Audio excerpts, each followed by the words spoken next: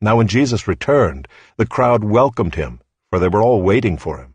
And there came a man named Jairus, who was a ruler of the synagogue, and falling at Jesus' feet, he implored him to come to his house.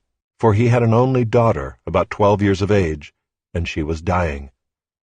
As Jesus went, the people pressed around him.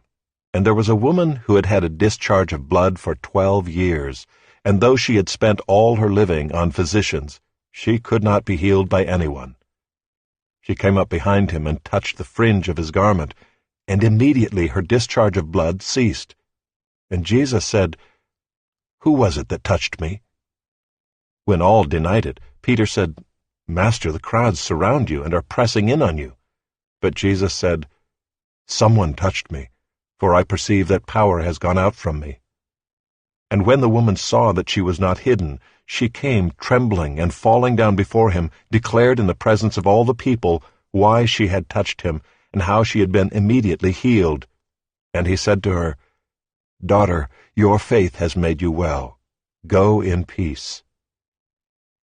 While he was still speaking, someone from the ruler's house came and said, "Your daughter is dead. Do not trouble the teacher any more." But Jesus, on hearing this, answered him, "Do not fear, only believe, and she will be well." And when he came to the house, he allowed no one to enter with him, except Peter and John and James, and the father and mother of the child. And all were weeping and mourning for her, but he said, "Do not weep, for she is not dead, but sleeping." And they laughed at him, knowing that she was dead. But taking her by the hand, he called, saying, "Child, arise."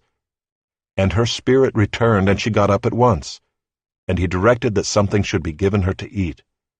And her parents were amazed, but he charged them to tell no one what had happened. Chapter 9. And he called the 12 together, and gave them power and authority over all demons, and to cure diseases. And he sent them out to proclaim the kingdom of God, and to heal. And he said to them, "Take nothing for your journey, no staff, nor bag, nor bread, nor money, and do not have 2 tunics. And whatever house you enter, stay there, and from there depart. And wherever they do not receive you, when you leave that town, shake off the dust from your feet as a testimony against them."